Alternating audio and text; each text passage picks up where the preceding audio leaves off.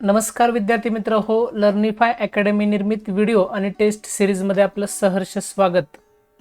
इयत्ता 4थी साठी असणाऱ्या सर्व प्रकारच्या स्पर्धा परीक्षांची तयारी आपण लर्निफाय सोबत करत आहोत। आज आपण इंग्रजी या विषयातील name of birds and animals, their living places and sounds हा घटक घेतलेला आहे। म्हणजे प्राणी पक्षी त्यांचे आवाज आणि त्यांच्या राहण्याची ठिकाणं हा घटक आपण आज घेतलेला आहे। आपण प्राणी आणि त्यांची राहण्याची ठिकाण आणि त्यांचे आवाज कशा प्रकारचे आहेत हे समजून घेऊयात। Bear, living place cave, sound growls. पुढचा प्राणी आहे bird, living place nest, sound chirp किंवा twitters. Bull, ox, living place shed, sound bellows. Camel, living place desert, sound grunts. Cat, living place specific नाहीये, sound mew purrs. Cock, living place cote, sound crows. Hen, clucks clacks. Dog, living place kennel, sound barks. Duck, living place sound quacks. Elephant, living place forest, sound trumpets.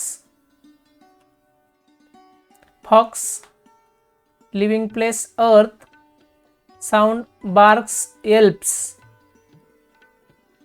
गोट, living place pen fold, sound bleats. Horse, living place stable, sound snorts नेस।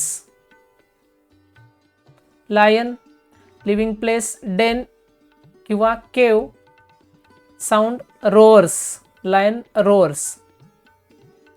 Monkey, living place tree, sound chatters whoops. Mouse, living place hole, sound squeaks. Parrot, living place hollow किंवा cage, sound chatters. Peacock, living place tree, sound shrieks किंवा screams. Rabbit, living place burrow, sound sheep. Living place pen किंवा fold, sound Blitz.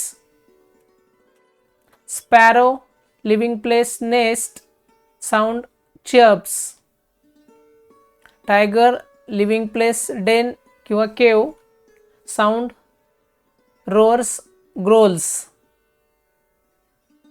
Wolff, living place cave, sound howls येल्स।